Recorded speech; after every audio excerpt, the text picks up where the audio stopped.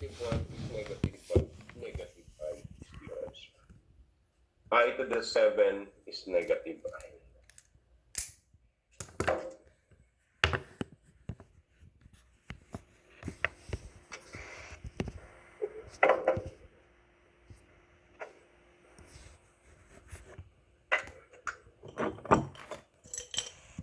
Next we have I to the 8th power.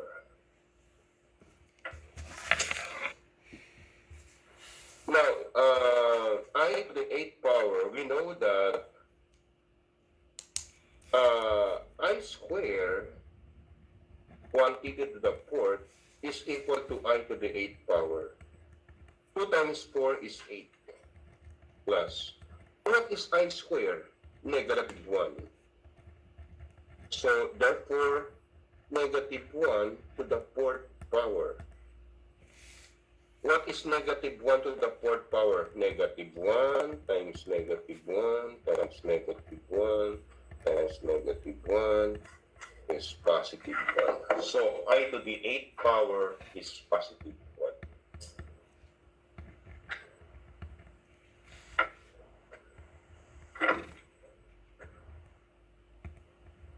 Did you understand, class? Okay. I want you to answer I to the 10th power.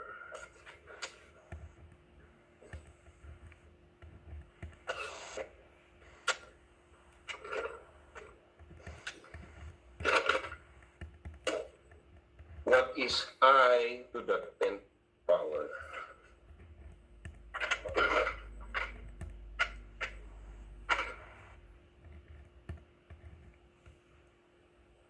You can message me your answer, class.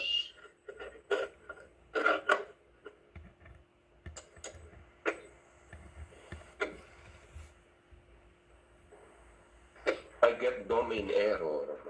Maybe you close your computer and then open it again. Sometimes there's something wrong. You need to turn off your computer so that you can sign in again.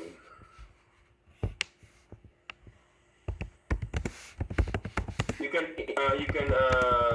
message me your answer, class. What is I to the 10th power?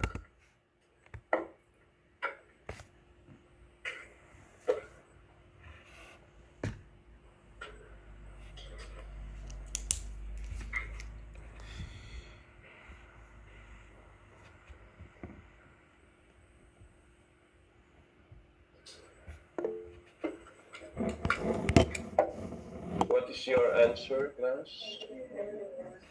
Negative 1. Correct. It's negative 1.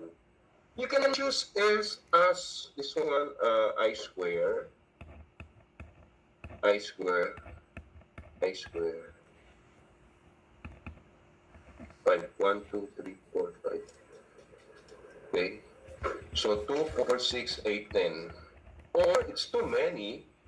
You can do it I square to the 5th power. You can make it something like this. I square to the 5th power. And I square, we know that is negative 1 to the 5th power. And negative 1 times negative 1 times negative 1 times negative 1 times negative 1 is equal to negative 1. So the I of 10 is equal to negative 1. Okay, let's say we have I to the 11th power. What is I to the 11th power?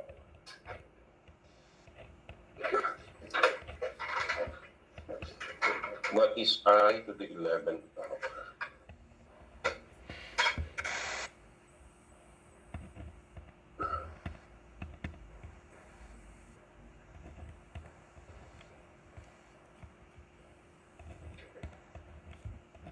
Actually, you can use now I square to the 5th and then I. we know I squared to the fifth, that is equal to negative 1 times I negative I. So I to the 11th power is negative I. Okay, I want you to answer this. I will not answer this. I to the 13th power.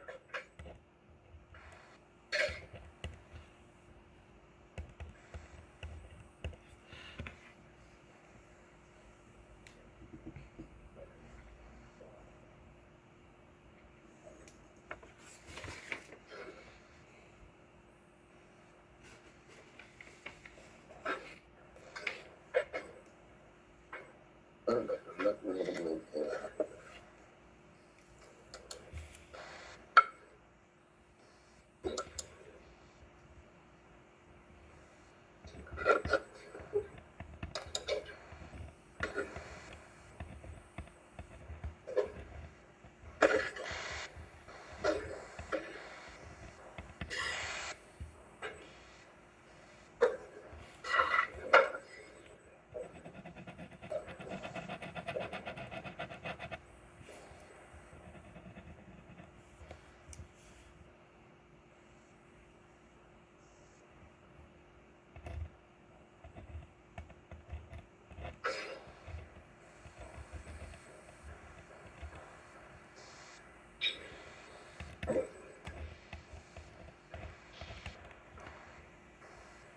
So what is I to the 13th power?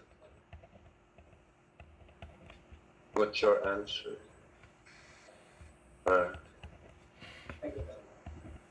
Negative I?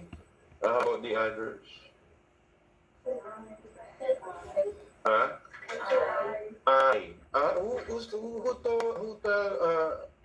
Negative I? Somebody called negative I, isn't it? Oh, yeah, negative I. The other is positive I. How about the others? What is your I? Positive or negative? What is your other answer? How about the other? The two girls here, they told me positive I. How about the others? What's positive I? How about the others? Positive. So he's the only one negative I. Okay. So again, uh, we know that I cube, or rather I to the fourth,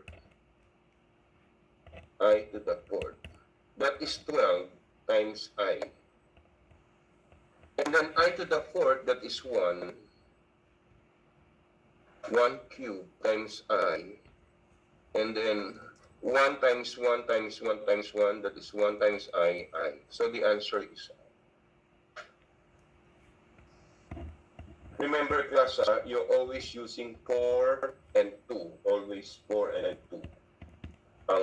You're going to use. Not to the fifth, I to the fifth, don't use that. Always use to the fourth power or second power.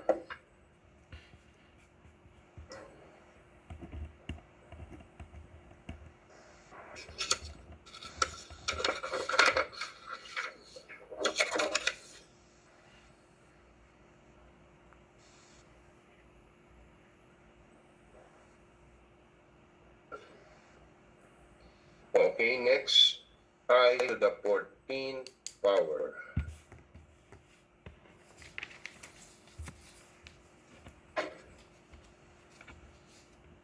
What is I to the 14th power?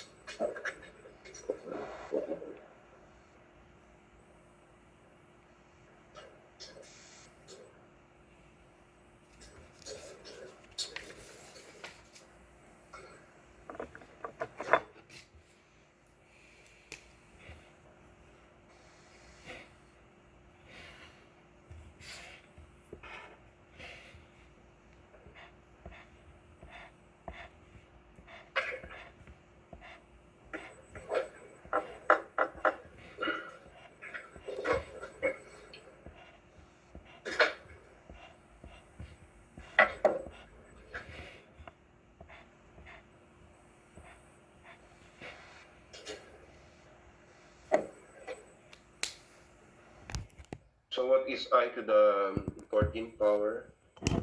What? What's your answer? -1, correct. So we know that I to the 12 times I square is I to the 14. And we know that I to the, and then we know that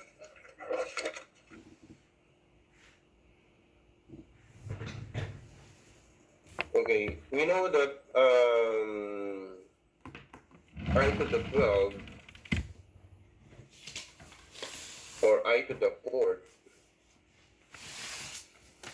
that is also equal to I to the 12, then I squared. And I to the 4th, so what is the value of I to the 4th class? What is the value of I to the 4th? -1. +1. I to the 4th is +1. So we have 1, this is 3. So 1 cube. And then I square, your I square is -1. Your I square is -1. So 1 times 1 times 1 is 1 times -1, -1 is the answer. So I to the 14 is -1.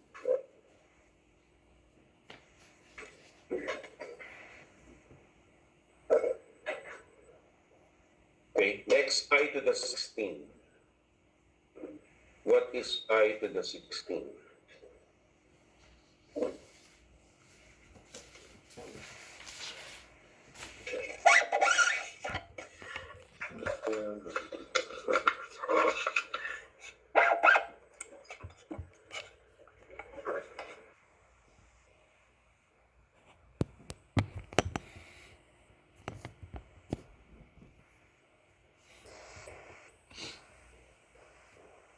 Okay. Is I to the 4th quantity to the 4th. I to the 4th, that is equal to 1 to the 4th.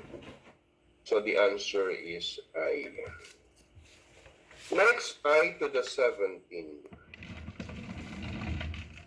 What is I to the 7?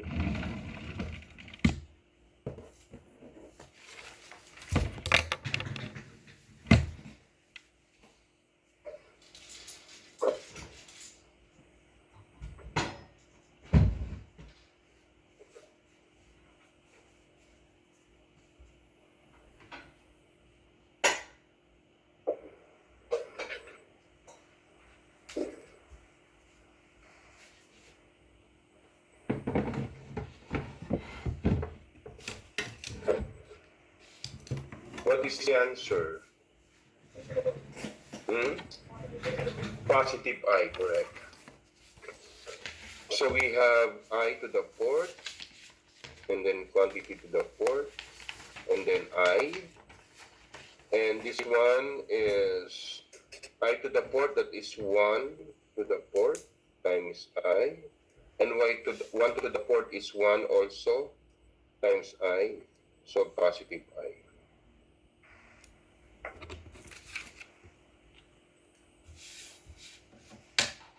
I to the 20. What is I to the 20?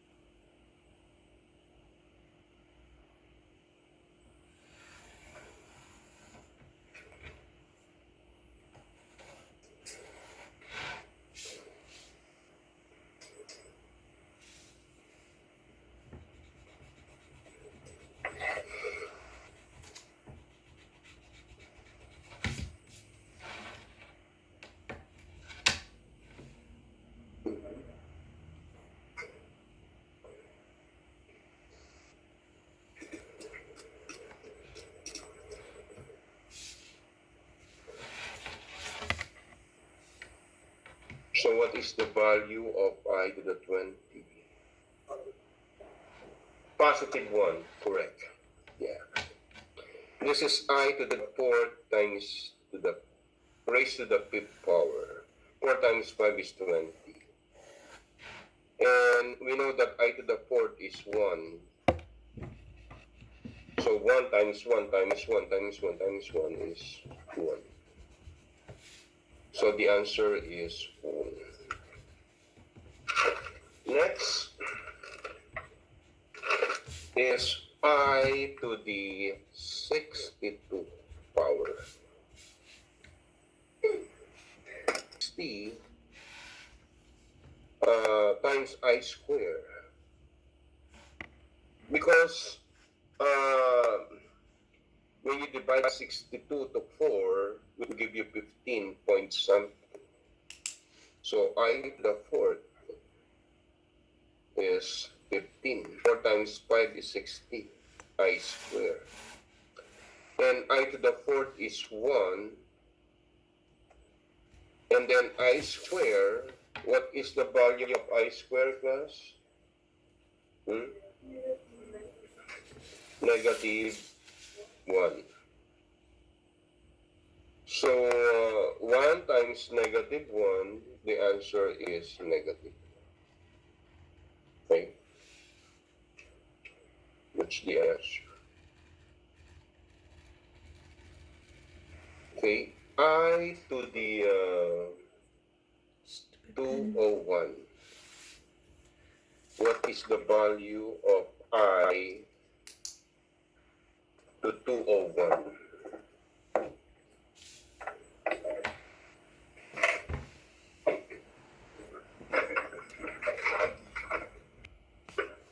Class.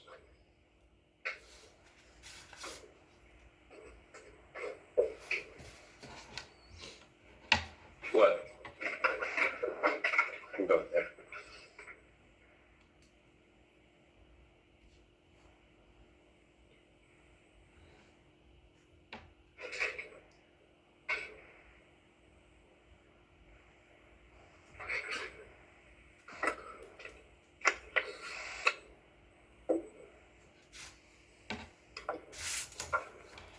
I to the 201.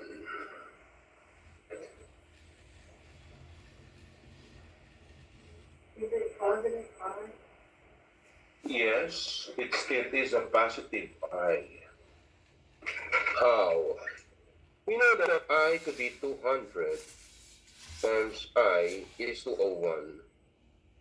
And we know that I to the 4th,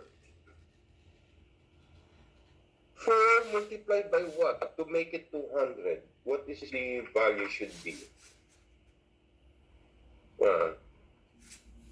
It should be 50.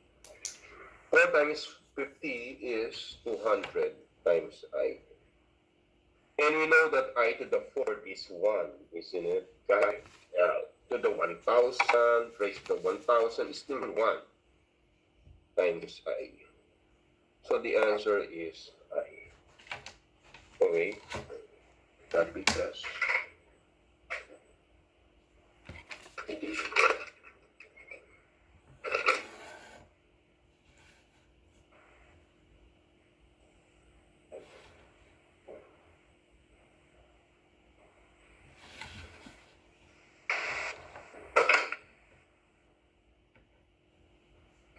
Next, express each number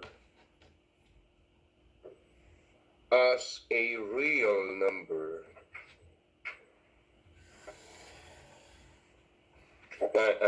times I.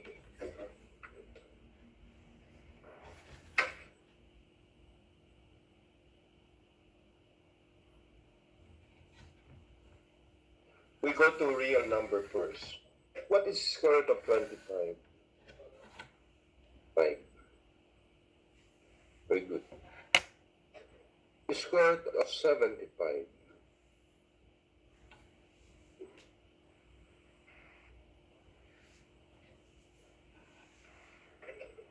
What is the square root of 75? We're talking about radicals here. We have to simplify.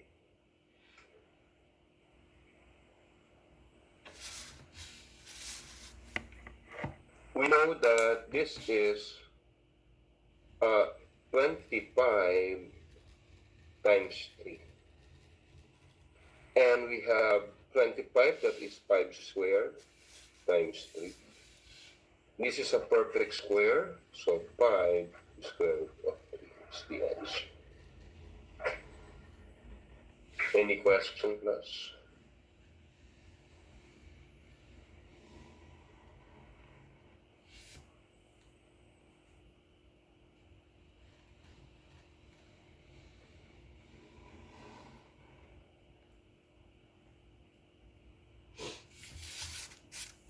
We're still in the real number. We don't have yet the I.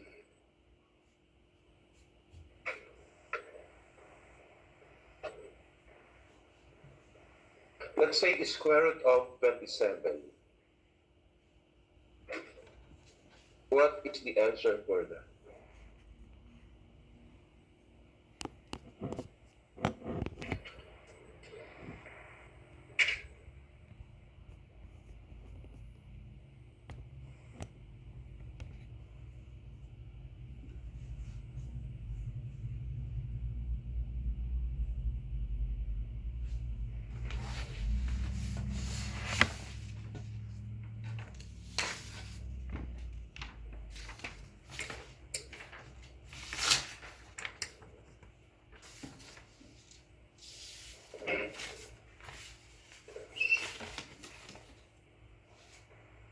Yes, what is your answer?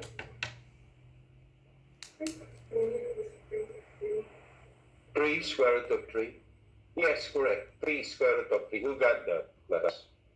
3 square root of 3. We know 27, that is equal to 3 cubed. And 27, that is also 3 squared times 3. This is a perfect square, so we have to remove that square root of 3. So this is the answer.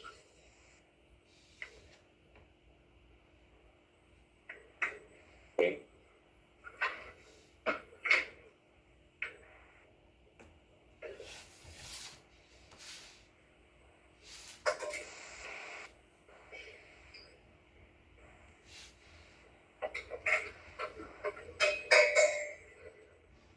Next, we have a negative square root of 36.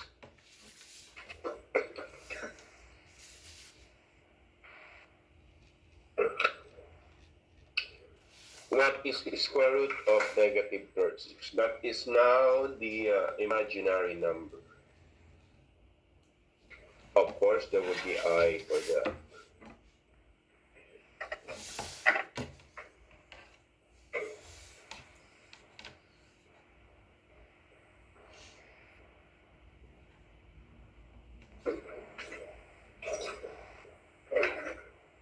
Okay, I will just do it first now.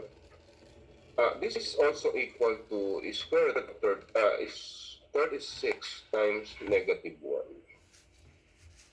Okay, we factor negative 36 to 36 times negative 1, and then that is also equal to 30 square root of 36 times square root of negative 1. The square root of 36 is 6. The square root of negative 1 is I. So the answer is 6I. Do you understand this, class number 4? Huh? The solution? 6I. Maybe we'll give you another solution like this. Square root of negative 100. This is also equal to 100 times negative 1. Square root of 100 times negative square root of negative 1. Square root of 100 is 10, and this is I. So the answer is 10I. Isn't it very easy, class?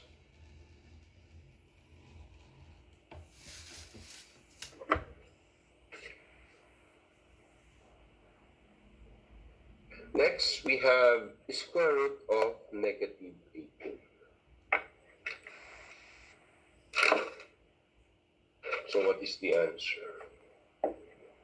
The square root of negative 18.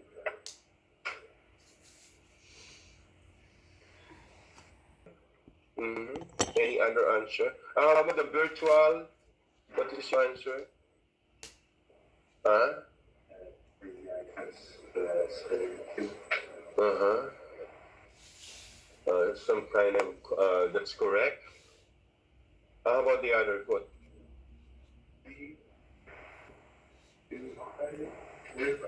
Square root of 2i? I should not be always inside, it will be outside. Yes. I got 3 root 2. 3, 2? Yeah, 3 root 2. Cube, 3 cube root of 2, something like that. Well, it's like 3 cube, square root of 2. like the rest of 1 and 2. Where's the I? I didn't put it on. Oh, and that's imaginary number. Remember that is negative. It should be have an I. You cannot remove the I there. Okay, we will answer this.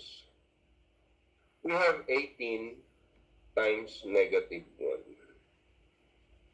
So we have the square root of 18 times negative 1. Okay, a square root of 18, that is also equal to 3 square times 2.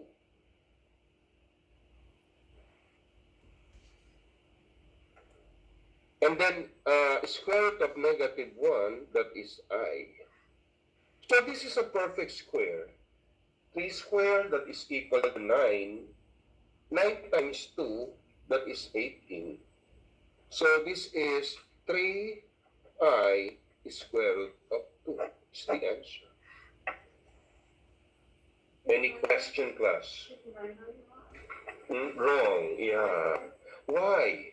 Why you will remove 9 there? 9 times 9 is 81. The factor of 18 is not 9. Diba? 18, what is the factor? 9 times 9? No, that's 81. You cannot use 9. Okay?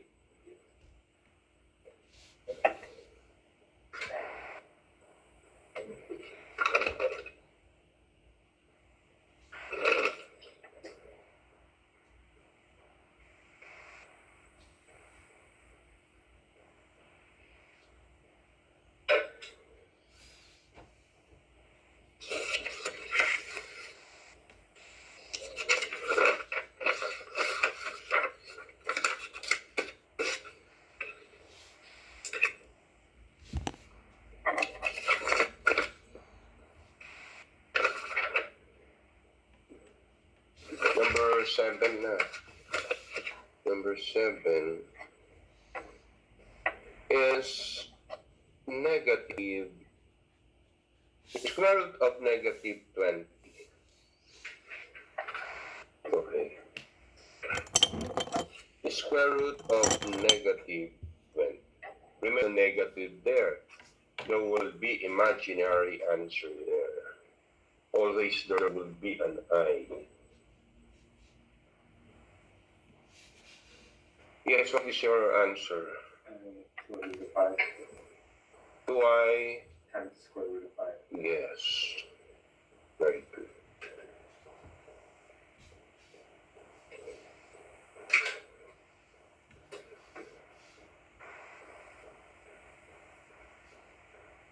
What do you know Miss Saigon here? In battle, do you know Miss Saigon? No. What did you say? Miss Saigon? Area of Miss Saigon here? No. I haven't heard that. It's okay. Okay, what is square root of negative 20?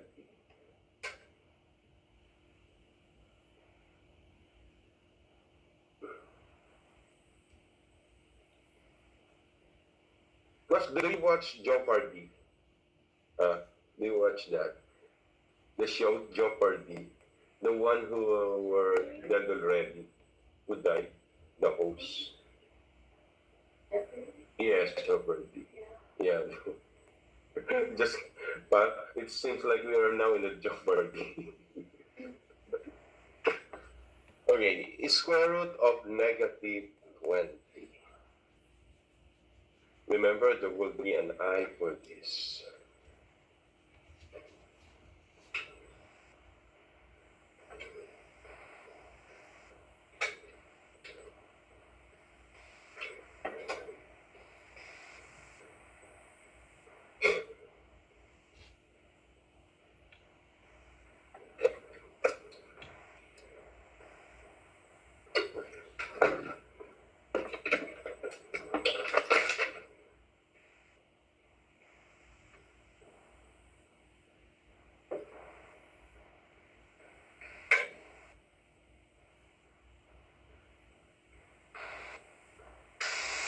Plus, you can you can message me your answer for our virtual.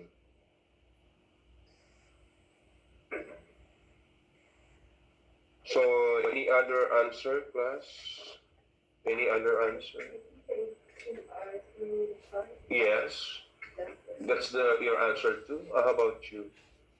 Still the same? How about you? Who else? Okay. So we have 20 times negative 1. So we have square root of 20 times negative 1. And then we know 20, that is 2 squared times 5 times I. And this is a perfect square, so we remove that out. We move inside the radical, so square root of 5. And then we have I here, or 2I square root of 5. This is the answer.